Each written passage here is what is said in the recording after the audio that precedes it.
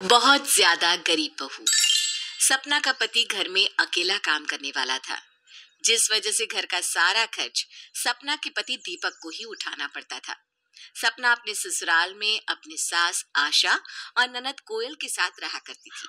ऐसे ही एक दिन, भाभी भैया कहाँ है? तुम्हारे भैया में कहाँ हो सकते, निकल गए ऑफिस के लिए।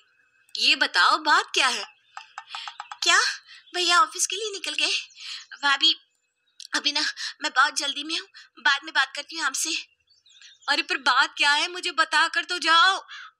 सपना कोयल से पूछती है, पर कोयल अपनी भाभी को कोई जवाब नहीं देती और अपने भैया को आवाज देती हुई घर से बाहर जाती है, जहाँ उसका भाई गाड़ी स्टार्ट करके बस ऑफिस के लिए निकल ही रहा था। अब कोयल अपने भाई को रोक लेती है और अपने भैया से कुछ पैसे मांगती है। उसी वक्त सपना भी वहां पहुंच जाती है। भैया आप कहाँ जा रहे हैं? मैंने आपको बताया था ना 10 तारीख लास्ट डेट है कॉलेज की, मुझे कुछ पैसे चाहिए, भूल गए क्या? अरे हाँ, अच्छा ये पकड़ पैसे। अब मुझे ऑफिस जाने दे, मुझे जल्दी जाना है। ये क्या, बस 100 रुपए? भैया मैं आपसे किराया नहीं, कॉलेज की फीस मांग रही हूँ। किराया तो मैंने बचा कर रखा हुआ है। कॉलेज की फीस? अभी कुछ महीने पहले ही तो फीस दी थी, भला इतने पैसे हम कहाँ से लाएंगे? भाभी वो कॉलेज की फीस थी, एग्जामिनेशन फीस भी तो बनी होती है ना, मैं उसी के पैसे मांग रही हूँ। सपना रहने दो ना, फीस तो देनी ही है। 10 तारीख तक की लास्ट डेट है ना। ठीक है, मैं तुझे कल दे दूंगा, अभी मुझे जाने दे। इतना बोलकर दीपक ऑफिस के लिए चला जाता है और सपना का मुंह बन जाता है। अब अगले दिन फिर से कोयल अपने भाई से पैसे मांगती है, पर उसे दीपक नहीं मिलता, जिसके बाद कोयल अपनी भाभी से ही पैसे मांगती है। भाभी मुझे कुछ पैसे चाहिए, भैया आपको देकर गए होंगे ना। अरे मेरे पास इतने पैसे थोड़ी ना है जो मैं तुम्हें दूंगी।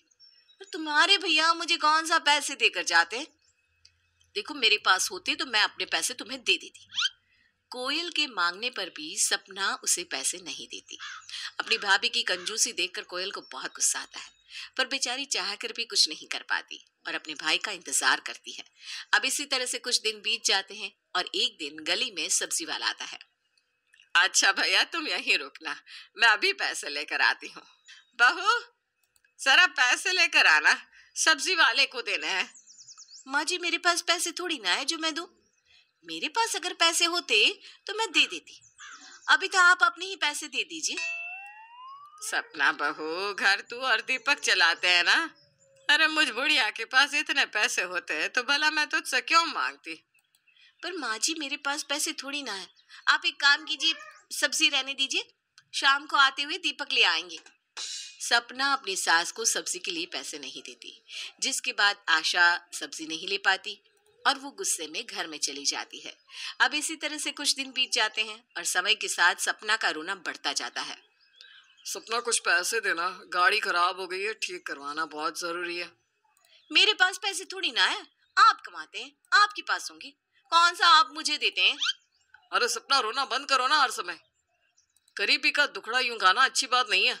वैसे भी मैं अपनी पूरी सैलरी तुम्हें ही देता हूँ, अभी कुछ दिन पहले ही तो पैसे दिए थे, अब चुपचाप से दे भी दो। अरे मैं सच बोल रही हूँ, मेरे पास पैसे नहीं बचे हैं।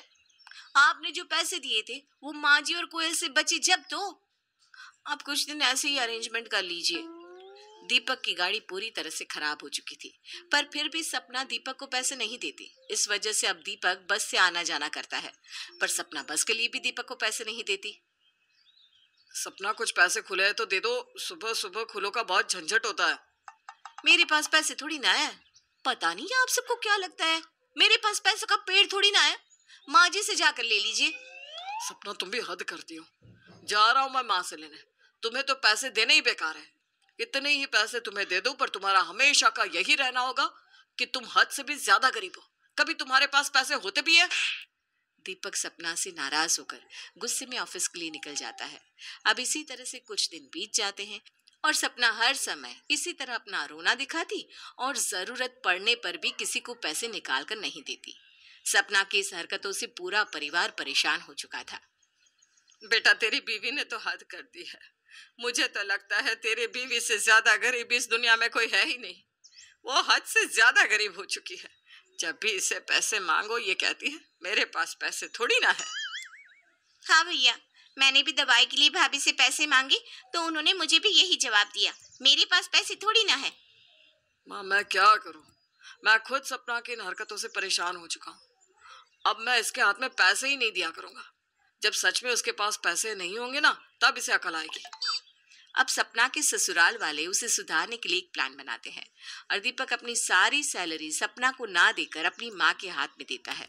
आशा पूरा घर काफी अच्छे से चलाती है, पर बेचारी सपना, उसे तो कुछ नहीं मिलता। ऐसे ही एक दिन, जब से दीपक जी ने मुझे पैसे देने बंद किए हैं, तब से मैंने अपने लिए कुछ लिया ही नहीं। एक काम करती हूँ, माँ जी से कुछ पैसे लेकर शॉपिंग करने चली जाती हूँ। अब सपना शॉपिंग करने के लिए टिप टॉप होकर तैयार हो जाती है और अपनी सास से पैसे मांगने जाती है। माँ जी कुछ पैसे दे दो ना, शॉपिंग करनी है। पर बहू, मेरे पास तो पैसे है ही नहीं। महीने का एंड चल रहा है और तू तो जानती है ना, महीने के आखिर तक में तो सारे पैसे खत्म हो जाते हैं। खत्म हो गए? ऐसे कैसे? हाँ, आपके पास पैसे नहीं है, मैं मान ही नहीं सकती। अरे बहू, इतना नाराज क्यों हो रही है? तेरे पास तो बहुत पैसे रखे हैं, तो अपने पैसों से शॉपिंग कर लेना। मेरे पास पैसे थोड़ी ना है, अगर होते तो मैं आपसे क्यों मांगती। अब सपना भी नाराज होकर वहां से चली जाती है। इसी तरह से कुछ दिन बीत जाते हैं। सपना के हाथ में एक फूटी कौड़ी नहीं होती, जिस वजह से वो अपना कोई भी शौक पूरा नहीं कर पाती और घर वालों से मांगती तो उसे वही सुनने को मिलता जो वो पहले बोला करती थी। ऐसे ही एक दिन सपना की तबीयत काफी खराब हो जाती है और अपनी दवाई के लिए सपना दीपक से पैसे मांगती है। आपको तो मुझसे प्यार ही नहीं जो आप मेरे लिए दवाई लेकर आओगे। अब मुझे ही कुछ पैसे दे दो ताकि मैं खुद के लिए दवाई ले आऊं। पर मेरे पास तो पैसा है ही नहीं। तुम तो जानती हो ना, मैं अपने पास उतने ही पैसे रखता हूँ जितनों की मुझे जरूरत होती है। तुम अपने पैसों से दवाई ले आओ ना। अरे मेरे पास पैसे थोड़ी ना है जो मैं दवाई ले आऊं। आप लोग मुझे एक फूटी कौड़ी देते ही कहाँ हो। मुझ जैसा गरीब शायद ही कोई होगा। अरे अरे सपना, रो क्यों रही हो? मुझे तुम्हारी फिक्र है और तुमसे प्यार भी। ये सब तो मैंने इसलिए किया ताकि तुम्हें एहसास हो सके, जब तुम इस तरह की हरकत करती हो तो हम घर वालों पर क्या बीतती है। चलो मैं तुम्हारी दवाई लेकर आता हूँ। ये सुनते ही सपना रोने लगती है। उसे एहसास हो जाता है कि उसकी इस हरकतों की वजह से किस तरह से पूरे घर वाले परेशान हो रहे थे, जिसके बाद सपना इस तरह की हरकतें सपने में भी नहीं करती और दीपक पहले की तरह फिर से सपना को पैसे देना शुरू कर देता है।